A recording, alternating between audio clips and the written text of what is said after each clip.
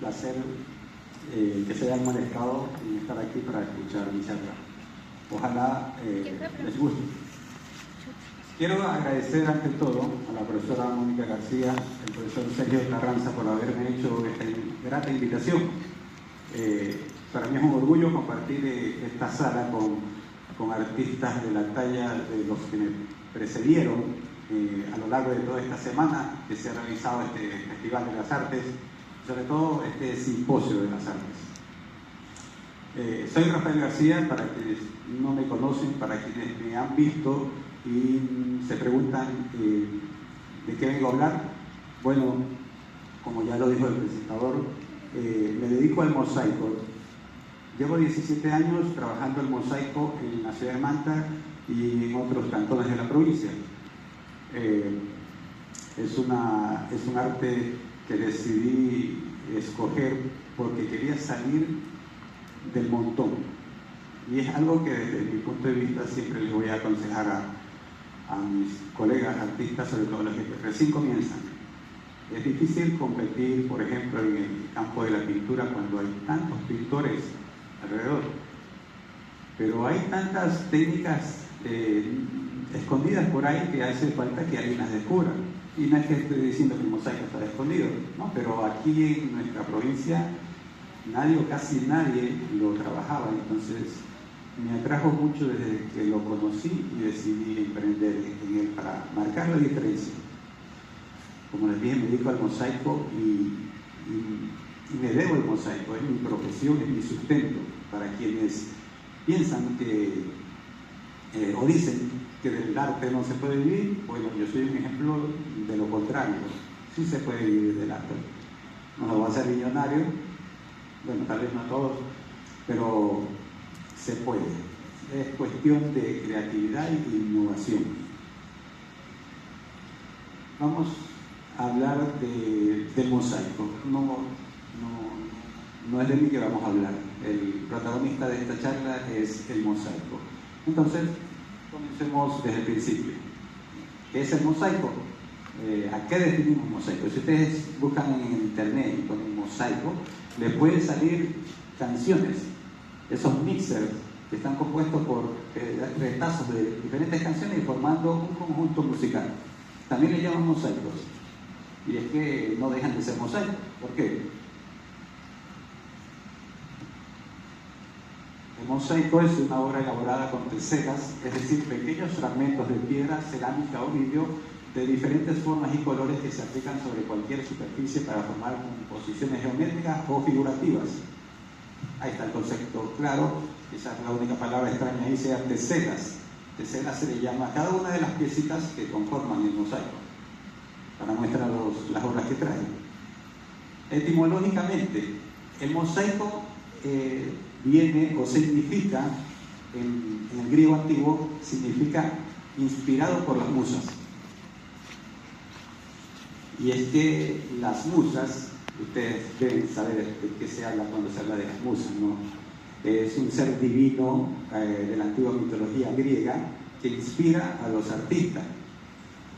En la mitología griega existen 9 musas, una por cada arte.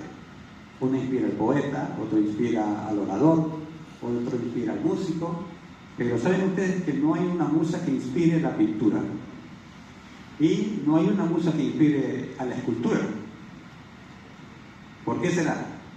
Bueno, es que para los griegos antiguos la pintura y la escultura no eran artes de la misma talla que lo era el músico o el poeta. El pintor y el escultor eran técnicos. Eran especialistas en una técnica, pero no estaban capacitados en crear, no estaban a la misma altura del músico. Más bien la medicina sí era considerada arte. Qué casualidad que tampoco hay una musa para el mosaico. Claro está, pero casualmente el término mosaico significa inspirado por los músicos. Las musas, el término de las musas también desciende en otros términos como museo, que significa templo de las musas, pero que ha evolucionado en el tiempo y hoy día conocemos ese espacio donde exponemos obras artísticas. Siguiente, por favor. Primero quiero dejar claro una variante que tiene el mosaico. Normalmente conocemos, el término más conocido es mosaico, y a todo le llamamos mosaico, a todo lo que se componga de varias piezas y con un conjunto. Ya les hablé de la música también. Pero tiene una variante el mosaico y es el trencalis. ¿Cuál es la diferencia entre el mosaico propiamente dicho, que tiene muchos años, es muy viejo, y el trencalis, que es un arte joven, un par de siglos apenas de existencia? Se lo puede ver en la imagen. La composición del mosaico en sí está a base de piedras que están cortadas a mano en forma de cubos, como un dado, más o menos del mismo tamaño de los dados. Están hechas a partir de mármoles, granitos de varios colores, y también muy posteriormente se elaboró de una pasta vitria, que más luego les hablaré.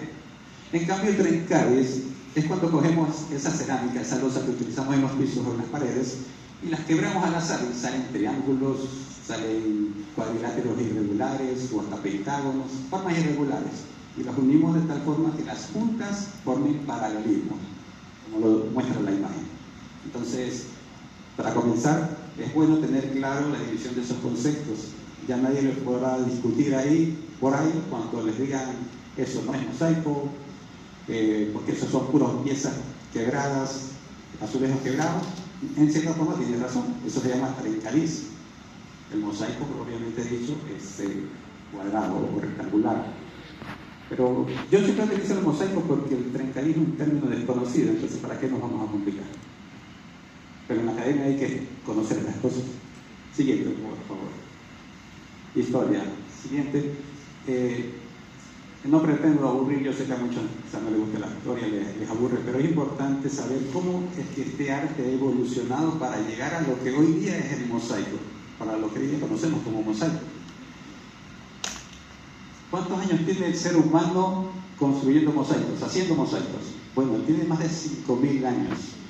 El vestigio más antiguo que se ha encontrado es un templo en la ciudad antigua de Uruk, en lo que hoy día es Irak. Eso está ubicado en Mesopotamia. Mesopotamia en griego significa entre ríos, pero es un desierto, es decir, poco llueve o casi nada. Entonces, las construcciones que se elaboraron en la Mesopotamia son hechas a partir de adobe.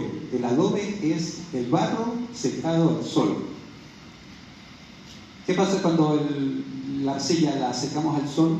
Nosotros sabemos eso porque tuvimos la clase con la profesora Chio, que nos alcanzó a quemar algunas piezas, pero otros no tuvimos la dicha de poder quemar, entonces eso quedó en adobe. Si nosotros mojamos, le tiramos agua a ese recipiente que nosotros hicimos de arcilla, ¿qué pasa? Se desbarata.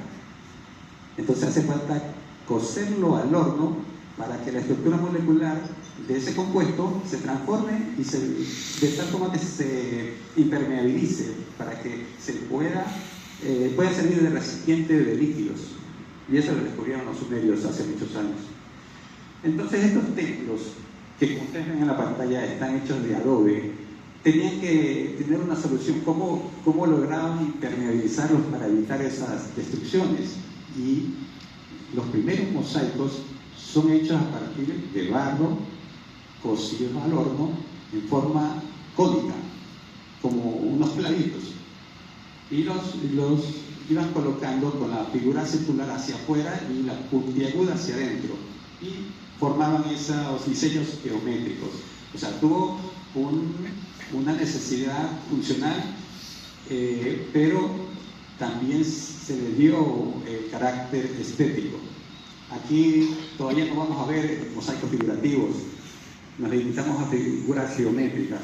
Estamos a más de 6 milenios de distancia. Siguiente. Pero se da un salto. Por muchos años se pierden vestigios, en parte porque, como les decía, en Mesopotamia se construye mucho con adobe, y a pesar de que se hicieron grandes y magníficas construcciones, casi no conocemos la arquitectura de Mesopotamia en comparación de la arquitectura egipcia. ¿Por qué? Porque en Egipto todo se construyó con piedra, y la piedra es casi eterna. Conocemos las pirámides, las esfinges, los templos, porque fueron hechos de piedra.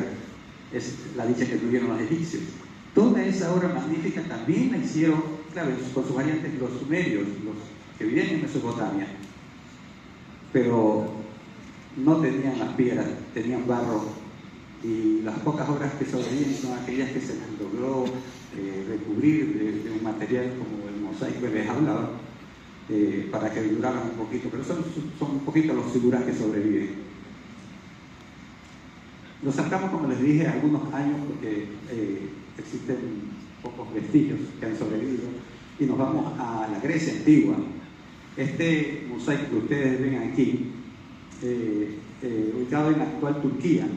La Turquía es otro país que la Grecia actual, pero en esos tiempos, parte del territorio turco, habían ciudades griegas.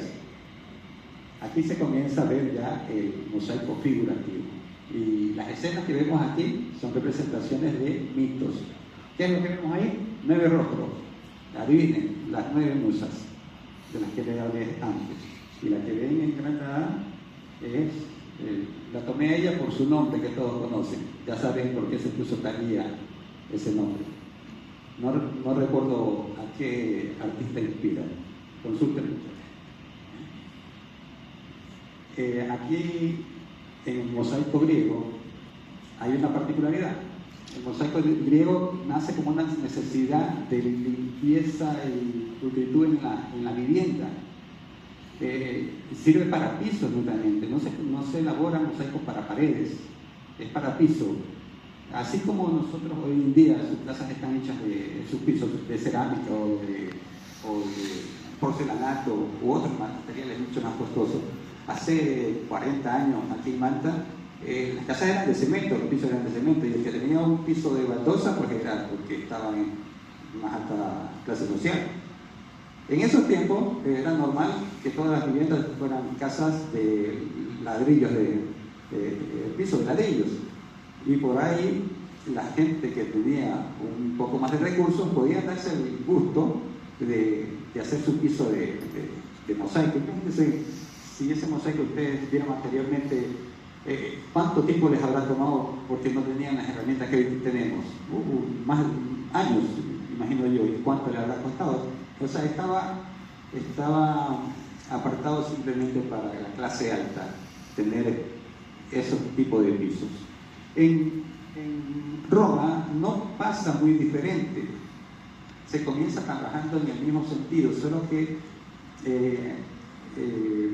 ahora sí se comienza a usar el mosaico para paredes.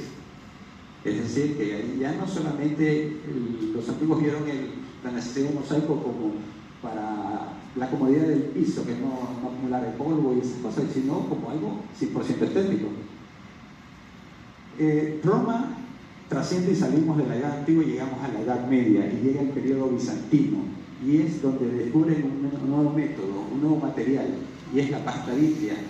El vidrio se funde a 1200 grados de temperatura y se lo mezcla con minerales de colores que forman una pasta vitrea, una pasta compacta. El vidrio normalmente se lo puede fundir a menos grados, pero para adquirir esta masa se necesitan 1200 grados de temperatura. Y se funden paneles que después se dejan secar, y cuando ya están fríos se los va partiendo en pedacitos, como les dije antes, del tamaño de un dado. Solo que este material, a diferencia del mármol, es mucho más brillante. Es muy parecido a la obsidiana. Cuando ustedes parten una obsidiana, su corte es bien seguro, no deja astillas. Es algo parecido.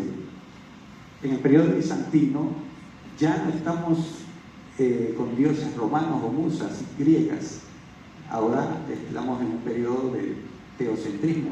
O sea, el principal personaje son los temas de la Biblia.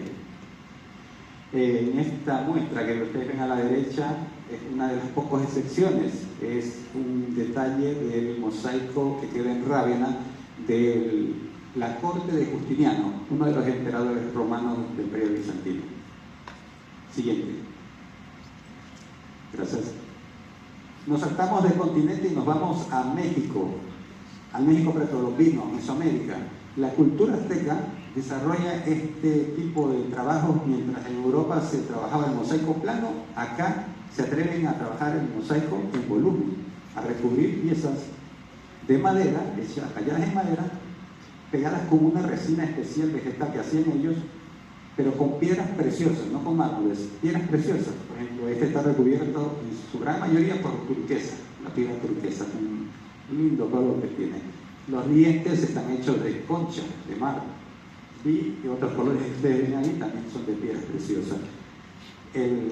La obra que traje, que muestra aquí, precisamente me inspiré en ese serpiente de 2 cabezas, solo que decidí cambiar el material, la culebra, la serpiente en madera amarillo y el fondo darle el mosaico.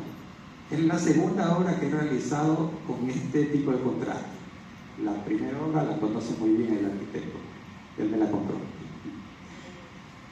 Me encanta a mí este contraste, no sé a ustedes, pero esa textura colorida, brillante que tiene el mosaico, con líneas rectas que se sobrefiguran, en contraste con lo noble de la madera, las vetas que forman esas curvas y rectas forman un contraste bellísimo. Entonces, siempre me ha gustado trabajar en esto. No he hecho demasiados trabajos en esto porque es algo que me lleva mucho tiempo, sobre todo el tallado de la madera. Es muy laborioso. Siguiente, por favor. Nos saltamos unos siglos más y llegamos a la era moderna. Hace un siglo atrás tenemos a Antonio Gaudí, uno de los mejores arquitectos o más famosos arquitectos de la historia de la arquitectura. Él da nacimiento, o no da nacimiento porque ya existía antes, pero él le da la fama a la técnica, a la variante que les conté antes, el trencaliz, cerámicas rotas, millones de cerámicas rotas que recubrieron los edificios de este Parque Güell, un parque inmenso que queda en la ciudad de Barcelona, como les decía, donde además de cerámicas también hay platos rotos en la parte izquierda inferior, esas partes circulares del techo. En el centro son platos rotos, tazas, platos rotos, castellanos, de todo. Yo particularmente mi taller me parece bodega de tanto que almaceno. Un plato que se me rompe en la casa no lo boto, lo voy guardando. Y cuando tengo tiempo lo voy cortando y lo tengo almacenado. Me será útil. Ya no que les hable de los materiales, van a ver todo lo que yo no boto. Siguiente. Ya llegamos a la edad contemporánea y aquí tenemos un nombre conocido por todos los que estudiamos arte, ¿no? Diego Rivera, principal representante del muralismo mexicano. Este es un mosaico que realiza él mismo en su casa de Acapulco. La serpiente, la gran serpiente emplumada, un personaje mítico de la cultura azteca también. Aquí él utiliza 2 tipos de mosaico: la piedra que está en el fondo, la natural que está en el fondo, y encima el mosaico vitrio, piezas muy chiquitas que forman toda la figura del dragón. Siguiente. Dejamos un momento, ya mismo retomamos la historia para hablar ya de lo que hoy se vive y vamos enseguida a los materiales. Ya, a esto quería llegar y uno de los temas más importantes. ¿Qué tipo de materiales necesitamos en mosaico? ¿Con qué tipo de materiales podemos hacer mosaico? En realidad se puede hacer con todo tipo de material que brinde matices varios para hacer una composición. Pero yo particularmente siempre prefiero trabajar con los materiales perennes, aquellos que son eternos o casi eternos, que van a soportar el sol y la lluvia para que mi obra dure. No sé si es por mi ego, pero de aquí a 100 años, si Donald Trump no le declara la guerra a China, quiero que mis nietos o bisnietos vean mis mosaicos, puedan ver mis trabajos. Por eso me empeño en seguir trabajando con estos materiales. En la parte superior izquierda tenemos los azulejos, las cerámicas rotas, porcelanatos, de los que les hablaba antes. A la derecha, arriba, tenemos las piedras de mar o conchas. Muchos materiales en el mar nos sirven para hacer mosaicos. Más a la derecha, los mármoles. Es un material que necesita un corte especial, un poco costoso, pero también se hacen preciosidades, sobre todo para piso, es más seguro para el piso. En medio tenemos espejos. Cuando se les quiere un espejo, no lo boten. Próximamente, si se puede, si se animan ustedes, por mí no hay problema, hacemos un taller y hacemos un mosaico con espejos. Regresando a la izquierda, en la parte inferior, en la parte centro tenemos los platos de los que ya les hablé. Y a la izquierda tenemos el mosaico vitrio. Este que tienen ustedes aquí en las obras que les he traído, en el mandala y en la serpiente. Aquel que les hablé que fue inventado en el periodo bizantino. Es el mismo que está en el extremo izquierdo inferior, solamente que el de allá es cortado más grande, no tiene un corte más grande. El grosor es de 1 centímetro, lo que lo hace más costoso. Y el tipo de pegado es diferente, es mucho más resistente.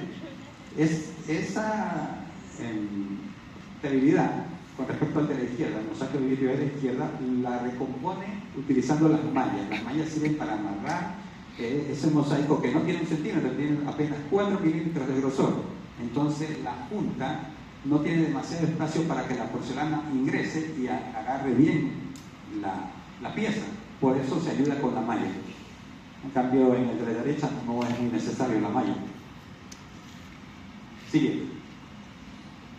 Ya. Y aparte de eso, también todos tenemos nuestros gustos, ¿no? Va a haber personas a las personas que les gusta reciclar. A los jóvenes les gusta mucho reciclar. Y está muy bien. Tenemos arte del mosaico con pieza reciclada. El de la izquierda está hecho a partir de puras tapas de cola. Miren, un retrato, si ustedes pestañean o casi cierran sus ojos, pero logran ver la figura, van a ver que los matices se mezclan y se hace más realista la figura. ¿Sí o no? Ese es un experimento óptico científico.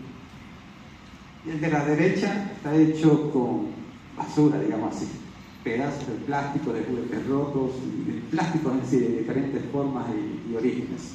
También ahí vemos a Marilyn Monroe, ¿no? Podemos hacer el mismo experimento con la vista y lograremos ver a Marilyn en ese retrato. Así que no hay límites para el mosaico, lo podemos hacer con todo lo que guste. El único inconveniente de trabajar con este material es que no es perenne. Y bueno, todos sabemos que el plástico dura muchos años, ¿no? No sé, creo que son 300 años, o 30 años, no recuerdo.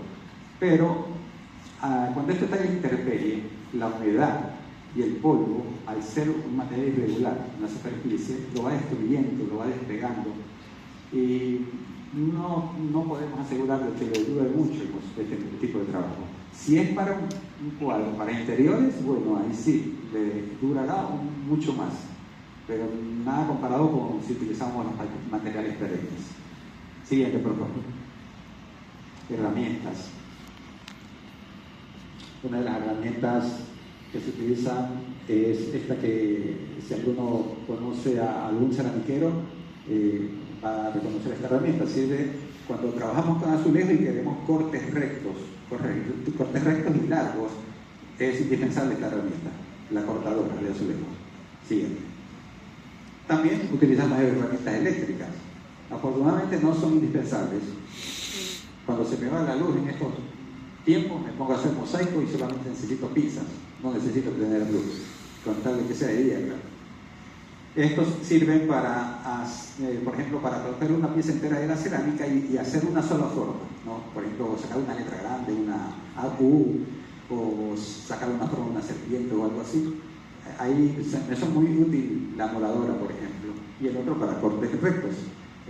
La de la derecha, el disco de mesa que vemos ahí, tiene agua abajo. El agua hace que el corte del diamante con la cerámica sea de mejor acabado, que no se astille la cerámica.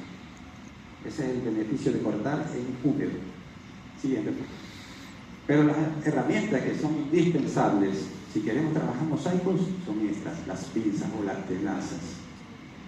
Tenemos variedad. De esas 5 pinzas que ustedes ven aquí, y 4 no se consiguen en el país. La parte superior derecha, esa la consiguen en Kiwi, le cuesta $12 y sirve para cortar azulejos, no mosaico vidrio, para cortar azulejos. Les voy diciendo los precios porque después quiero invitarle a algo y los que se animen pues ya vayan sumando cuánto les costaría en materiales. La primera tendencia que tenemos arriba se llama pico de lodo, sirve para hacer cortes curvos, cóncavos dentro de una pieza grande, porque va como el loro rumiando así de pedacito en pedacito, cosa que evita que se dañe toda la cerámica y uno puede hacer una curva dentro de una pieza cuadrada. El siguiente tiene un corte paralelo a la pinza, no así como el tercero. Y el de abajo, el que dice 83-24-2, esa es la pieza más cara. Esa pieza es con la que se trabaja este mosaico. Lo más económico que se consigue afuera, en el extranjero. Yo he conseguido porque tengo conocidos que me han traído tanto de Estados Unidos y de Europa, donde se encuentran las mejores herramientas. Estas herramientas para el mosaico es en Alemania, son las mejores, las tenazas alemanas. Pero en Estados Unidos también hacen buenas herramientas. ¿Qué precio se maneja? Bueno, la más económica le puede costar unos $50, pero las mejores, las de mejor calidad, les puede costar unos $150, la alemana, por ejemplo. Así que pueden anotar. Siguiente. Los métodos. Básicamente tenemos dos métodos, al menos yo manejo los métodos y por lo que he investigado son dos métodos, el método directo y el método directo. El método directo es aquel que trabajo cuando yo voy a la pared o al muro o a la escultura que voy a recubrir y allí hago mi trabajo directamente. Cojo las piezas y las voy pegando una por una, así como hicimos las tortugas, chicos. Ese es el método directo. El método indirecto lo trabajo en la comodidad de mi hogar, utilizo malla o utilizo papel para trabajarlo y luego cuando ya está seco lo transporto al lugar y lo pego como adhesivo. Ese es el método indirecto. Para especificar más y que tengan más claro cómo es ese método indirecto, hace falta un taller práctico. Siguiente, gracias. Tipos de mosaicos. Bueno, yo clasifico los tipos de mosaicos, aparte de los métodos, aparte del material que les dije, unos son con mosaicos de azulejo y otros son mosaicos vidrios, también por el tipo de soporte que utiliza o la función que cumple el soporte. Tenemos los mosaicos hechos para interiores o móviles y tenemos los mosaicos hechos para exteriores o fijos. Aquí tenemos un ejemplo de mosaicos fijos, el mural. Este que ustedes ven aquí fue mi primer mural, 2007. Fue una experiencia muy grata trabajar en aquel porque fue donde me estrené y donde aprendí un montón. Esa pared es de 200 metros cuadrados, me llevó 6 meses de trabajo con apenas 3 ayudantes y bueno, fue una experiencia muy grata porque ahí por primera vez utilizaba materiales como la roca piedra de hoja, no sé si la conozcan, una piedra pesada, y me partía la cabeza en la noche pensando cómo logro que la piedra pegue antes de que su peso la mande al suelo. Bueno, cuando cuento la anécdota de este mural, siempre digo que trabajé 24 horas al día, porque 12 horas al día estaba en la obra, las otras 12 horas estaba 8 horas durmiendo, soñando con el mosaico y las otras 6 planificando lo que iba a hacer al otro día. Siguiente. Las esculturas. Esta obra la realicé 10 años después, en 2017.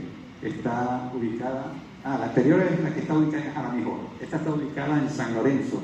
Aquellos que han recorrido la ruta Espóndilo, la altura de San Lorenzo, la deben conocer. Fue un método directo, pero aquí utilicé una combinación de mosaico vidrio y mosaico de azulejo.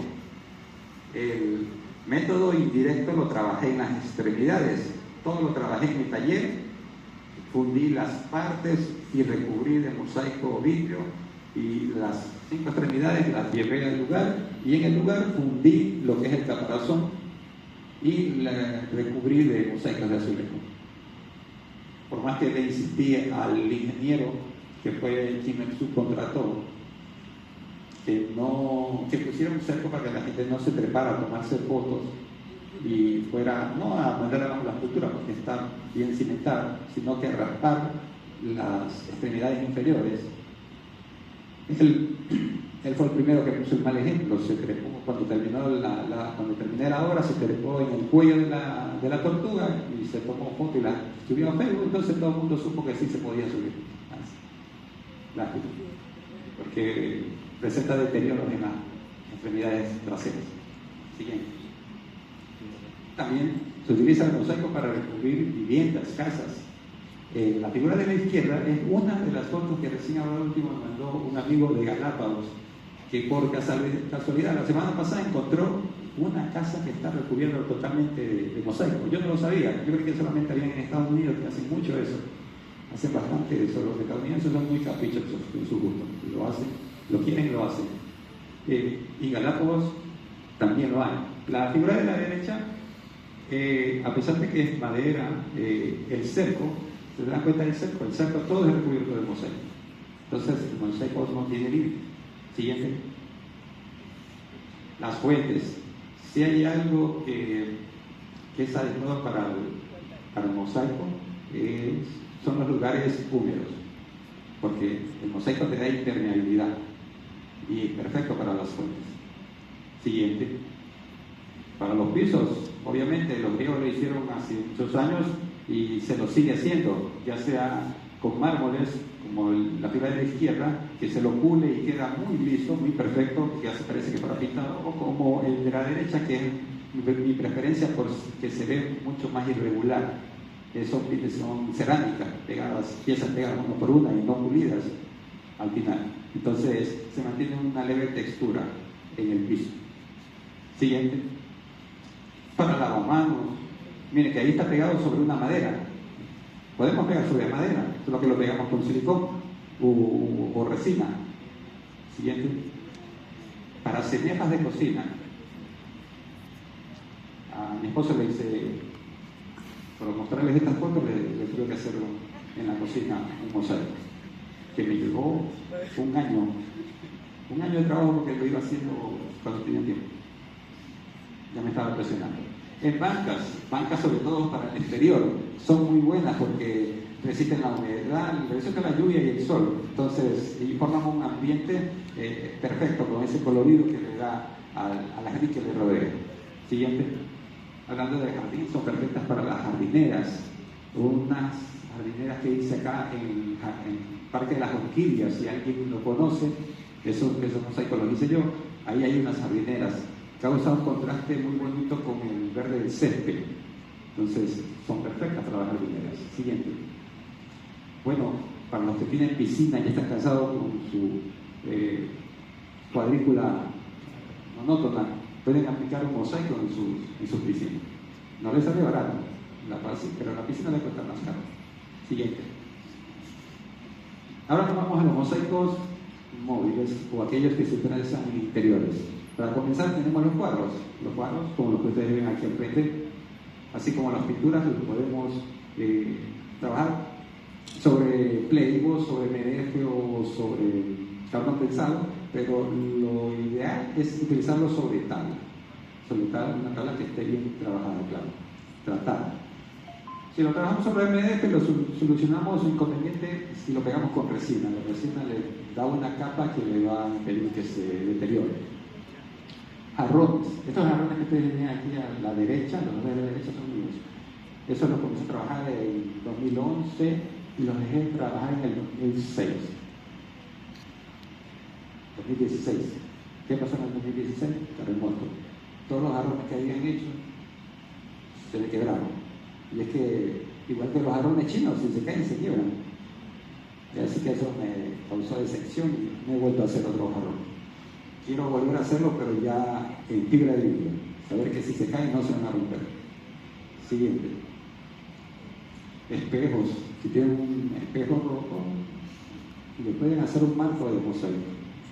Pegan el espejo encima de una plancha MDF y ahí está su espejo con marco de mosaico. Siguiente. Las mesas. En Amazon creo que he visto que están en ventas públicas. Mesas que han sido restauradas, recubiertas en mosaicos y son muy populares en Estados Unidos al menos. Hay una especie de rollos que utilizan la gente que instala los cables y dejan esos rollos. Esos de ahí se recubren y quedan bellísimos con mosaicos de azulejos para el patio de su casa, son perfectos. Siguiente. Y también, aparte de las esculturas fijas, también tenemos esculturas móviles, aquellas que las podemos hacer con espuma flex. Le damos una capa de cemento para que no se quiebre, le ponemos malla. Esa malla puede ser de cualquier tipo. Pregúntenle a los chicos de Tualí. Nosotros experimentamos con yute mojado en cemento, así como se moja el yeso, las bandas de yeso, así mismo. Utilizamos el cemento y con eso recubrimos la espuma flex que habíamos hecho en la figura y luego de estar seco, pues comenzamos a recubrir con mosaico. Me da gusto ver a los chicos del Colegio Tolí. Con ellos trabajamos un taller de mosaicos el año pasado y fue una gran experiencia, chicos. Les agradezco el que estén aquí. Gracias. El trabajo final, el día último, no pude estar con ustedes en el espigón, pero me enteré por el profesor Luis Cedeño que fue un éxito, que fueron lo más llamativo de la exposición. Le ganaron a los otros colegios.